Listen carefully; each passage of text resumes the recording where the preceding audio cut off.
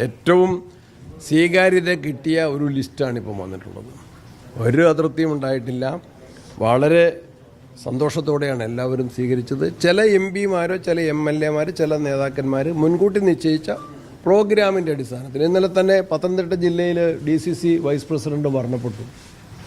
അവിടെ നിന്ന് തിരുവഞ്ചൂർ രാധാകൃഷ്ണനോ അല്ലെങ്കിൽ ആൻ്റോ ആൻ്റണിക്കോ രാഹുൽ മാക്കൂട്ടത്തിൽ അവർക്ക് വരാൻ പറ്റിയില്ല. ഒരുപാട് പേര് ഡീൻ കുര്യാക്കോസ് ഒരു മീറ്റിങ്ങിലായിരുന്നു പാലക്കാട്ട്.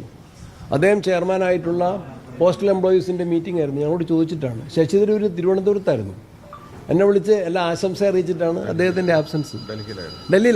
ഡൽഹിയിലായിരുന്നു. ഞാൻ തിരുവനന്തപുരത്ത് നിന്ന് ഡൽഹിയിലായിരുന്നു. അപ്പം ചില ആബ്സൻസ് ഒന്നും പർപ്പസ്ഫുൾ ആയിരുന്നില്ല. എല്ലാ നേതാക്കന്മാരും ഉണ്ടായിരുന്നു. എല്ലാവരുടെയും അനുഗ്രഹത്തോടെയാണ് ഞങ്ങൾ ചുമതലയേറ്റത്. പ്രവർത്തകരുടെ പൂർണ്ണ പിന്തുണയിലാണ്.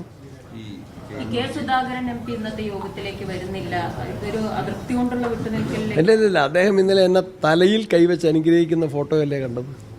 തലയിൽ കൈവച്ച് അനുഗ്രഹിക്കുന്ന, കസേരയിൽ ഇരുത്തിക്കൊണ്ട് തലയിൽ കൈവച്ച് അനുഗ്രഹിച്ചു.